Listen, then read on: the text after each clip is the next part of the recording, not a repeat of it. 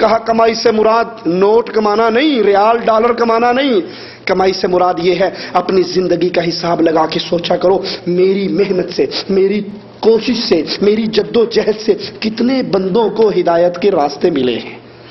گنا کرو انگلیوں پہ کتنے قبر پرست اللہ کی عبادت کی طرف آئے میری محنت سے۔ کیوں؟ جتنے آپ کے راستے سے ہو کر اللہ کی توحید پر چلیں گے، قیامت کے دن ان ساروں کی نیکیاں آپ کے سٹاک میں موجود ہوں گی۔ اللہ ہمیں عمل کی توفیق عطا فرمائے۔ اقول قولی ھذا واستغفر اللہ لی ولکم ولسائر المسلمین فاستغفروہ انہ ھو الغفور الرحیم۔ سوال ہے، تبلیغی جماعت کے لوگ پہلے روم کے اندر دعوت دیتے تھے لیکن اب وہ کھلے عام دعوت دے رہے ہیں، جن سے معصوم لوگ گمراہ ہو رہے ہیں۔ اگر ان کی کتابوں جیسے فضائل اعمال وغیرہ ہیں ان کا پوسٹ مارٹم ہو تو گمراہی سے بچ جائیں گے؟ الحمدللہ ہم کچھ سیڈیاں لائے ہیں فضائل اعمال کے حوالے سے اور یہاں ساتھ ہی اس کو تقسیم کر دیں گے۔ ان کی دعوت کے اندر جو کتابیں پڑھائی جاتی ہیں وہ کتابیں شرک اور بدعات سے بھری ہوئی ہیں، لہذا ان کے ساتھ جانا، ان کی دعوت میں شریک ہونا کسی اہل ایمان کے لیے جائز نہیں ہے۔ ہمارے ایک دوست ہیں جو اس وقت ہندوستان گئے اپنی اہلیہ کے ساتھ 40 دن کا چلہ نکالنے کے لیے چلے گئے۔ کیا عورتیں بھی چلہ لگا سکتی ہیں؟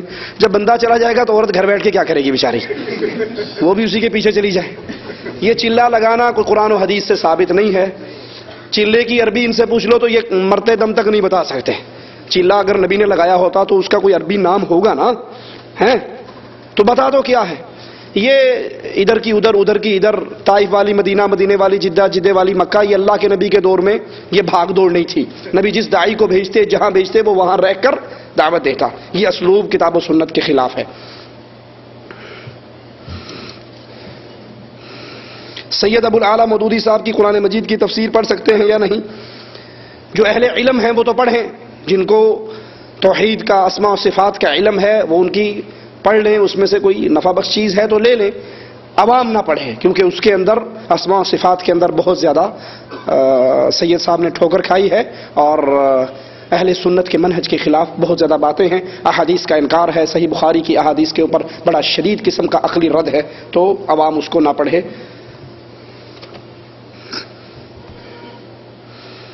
کوئی عورت اپنے شوہر کے ساتھ عمرہ یا حج کو جاتی ہے، کیا وہ مہندی لگا سکتی ہے جبکہ میقات کے بعد ہاتھ ننگے رکھنے پڑتے ہیں؟ مہندی کھل کر لوگوں کو نظر آتی ہے۔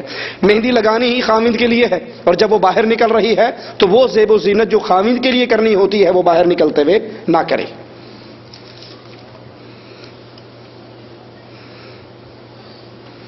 عقیقہ اگر 2 دن کی بجائے 4 دن میں کر دیا جائے، عقیقے کی جو حدیث میں آتا ہے وہ 7ویں دن سنت ہے۔ اگر آدمی 3 مرتبہ طلاق طلاق طلاق کہے تو ہو جاتی ہے؟ قرآن و حدیث کی روح سے بتائیں۔ اگر سائل محمدی ہے، اگر سائل محمدی ہے، اس کے لیے دلیل قرآن و حدیث ہی ہے تو اس کی 3 دفعہ کی طلاق 1 طلاق شمار ہوگی۔ اور اگر سائل ادھر کا ہے تو پھر پوچھ کے اپنے مولوی کو تمہیں حلالہ دسے گا۔ اگر قرآن و حدیث اس سائل کا مذہب ہے تو قرآن و حدیث میں 3 دفعہ دی ہوئی طلاق 1 شمار ہوتی ہے۔ اور اگر وہ ہیں تو وہ پولا سمو کر کہتے ہیں حلالہ ہی کروانا پڑے گا، اور کوئی نہیں۔ مولوی صاحب حلالہ کس تو کروائیے؟ کہنا کوئی صوفی جی آ، کوئی شریف جی آ، کوئی نیک جی آ، کوئی متقی پرہیزگار۔ اج لے لوے کل دے دے، وعدے تے پکا رہے، قابو نہ کر جاوے۔ وہ کہتا انیاں صفتاں مولوی تیرے چی نے، پھر تو ہی کٹ دے۔ یہ بغیرتی ہے، کرنے والا بھی لانتی ہے، کروانے والا بھی لانتی ہے۔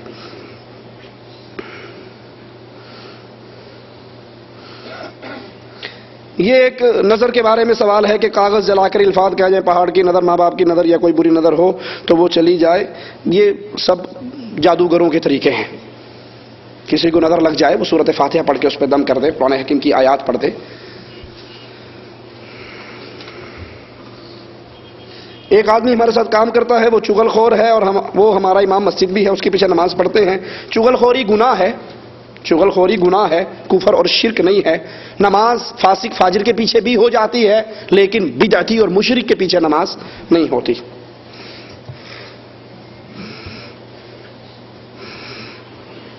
ہمارے آفس میں لوگ ظہر کے وضو کے وقت وضو کرنے والوں کو سلام کرنے سے منع کرتے ہیں اور کہتے ہیں وضو کے وقت سلام نہیں کیا جاتا، سلام کرے تو کوئی جواب نہ دے۔ حدیث میں جو آتا ہے وہ اللہ کے نبی صلی اللہ علیہ وسلم قضاء حاجت کے لیے بیٹھے اور کسی نے سلام کیا اور آپ نے جواب نہیں دیا، وضو کا ہمارے علم میں نہیں۔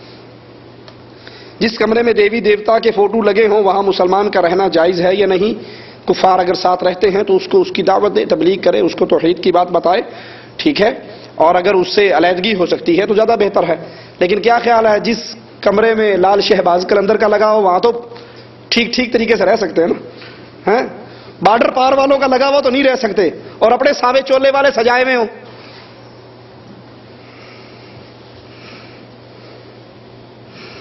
یا شیخ، اگر پاک و ہند کے قرآن و سنت کے داعی کو اس ملک کی باغ دوڑ دے دی جائے تو ملک میں کیا حال ہوگا؟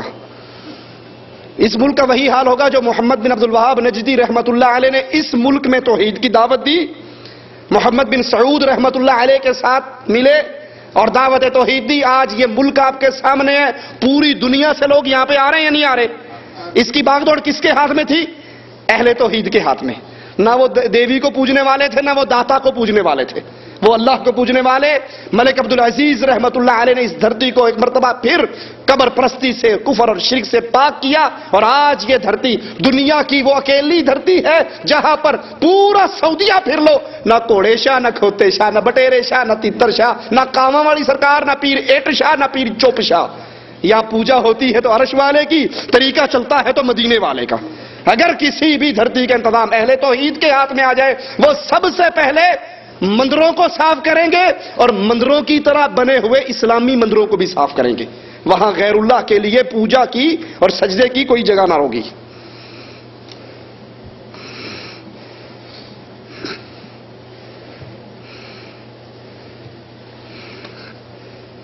ایک بھائی کے دوست کا انتقال ہو گیا ہے، دعا کیجئے، وہ مواحد تھے تو اللہ ان کے گناہوں کو معاف فرما کر جنت میں اعلیٰ مقام عطا فرمائے۔ ہم نے انڈیا میں دیکھا ہے اکثر لوگ مکان بناتے ہیں تو مکان میں آنے سے پہلے وہ بکرے وغیرہ ذبح کرتے ہیں۔ مکان میں آئیے، خیر کی اللہ سے دعا کیجئے اور وہاں پر بیٹھ جائیے۔ یہ اعمال کے مولویوں کو بلا کر وہاں قرآن خوانی کروانا اور پڑھوانا ہمارے علم کے مطابق کسی حدیث میں ہمیں نہیں نظر آتے۔ مجھے ایک دوست نے کہا آپ 4 اماموں میں سے کس امام کے پیچھے چلتے ہیں؟ میں نے کہا میں مسلمان ہوں اور میں رسول اللہ صلی اللہ علیہ وسلم کی سنت کے پیچھے چلتا ہوں۔ انہوں نے کہا یہ صحیح نہیں ہے، آپ کو ضرور حنبلی، شافعی وغیرہ مسلک اپنانے ہو۔ آپ ان کو جواب میں کہیے میں اس امام کے پیچھے چلتا ہوں جس کے پیچھے ابو بکر چلے، عمر چلے، عثمان چلے، علی چلے۔ جو ان کے امام تھے وہ میرے امام۔ اگر وہ اس کو امام پکڑ کے دنیا کے اعلیٰ ترین مسلمان بن گئے تو میں اس کو امام پکڑ کے اعلیٰ مسلمان کیوں نہیں بن سکتا؟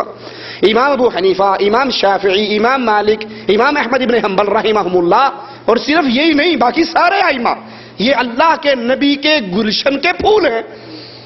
ابو حنیفہ سے حدیث رسول مل جائے تو لے لو، مالک سے مل جائے تو لے لو، احمد ابن حنبل سے مل جائے تو لے لو، شافعی سے مل جائے تو لے لو۔ ماننی کس کی ہے؟ محمد الرسول اللہ صلی اللہ علیہ وسلم کی، مل جائے جس سے مرضی مل جائے۔ اطاعت صرف رسول اللہ صلی اللہ علیہ وسلم کی کرنی ہے۔ حدیث رسول امام مالک سے مل جائے، شافعی سے مل جائے، احمد ابن حنبل سے مل جائے، یہ اہل سنت والجماعت کا عقیدہ ہے۔ ایک انسان کے گھر والے قبر پرست ہیں اور وہ موحد ہے تو کیا کرنا چاہیے؟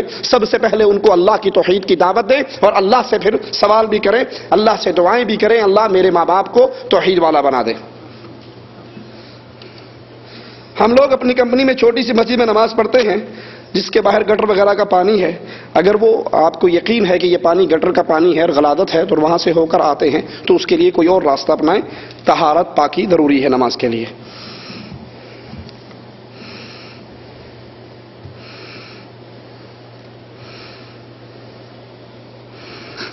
ایک گاؤں میں ایک مولوی صاحب تھے، اس نے پوری زندگی تعویذ بنا بنا کر بچوں عورتوں کو بیچا کرتے تھے۔ لوگوں کا کہنا تھا جب مرا تو اس کی آنکھیں کھلی تھی، دفن کرتے وقت وہ ہنس رہے تھے۔ بڑے ظالم ہو، زندے کو ہی دفنا دیا یار۔ ایسے گستاخ تم جیسے کہاں ملیں گے ہمیں، جو زندہ پیر کو دفنا دیتے ہو، جس کی آنکھیں کھلی ہو اس کو کوئی دفنایا؟ جو بول رہا ہو، ہنس رہا ہو، آپ کے اوپر تو 302 کا مقدمہ کرنا چاہیے کہ زندہ کو مار دیا۔ کہتے ہیں کیا ایسے لوگ اولیاء اللہ ہو سکتے ہیں؟ یہ شیطان کے اولیاء ہیں، یہ اللہ کے اولیاء نہیں ہیں، یہ شیطان کے اولیاء ہیں جن کا یہ عقیدہ ہے ہمارے بزرگ مرتے نہیں ہیں، کوئی بھی نہیں مرتا، بس یہ پردہ فرما لیتے ہیں، ہاں بس اس چادر سے اٹھے اس چادر میں چلے گئے، مرنے کے بعد بھی انگوٹھا پکڑتے ہیں، ہاتھ پکڑتے ہیں، چونٹیاں کاٹتے ہیں، ہنستے ہیں، کھلکھلاتے ہیں، بیویوں کو مٹھائیاں دیتے ہیں۔ یہ عقیدے اہل ایمان کے عقیدے نہیں ہیں۔ اللہ ہمیں قرآن و حدیث پہ چلنے کی توفیق عطا فرمائے۔ سبحانک اللہم و بحمدک، اشہد ان لا الہ الا انت، استغفرک و اتوب الیک۔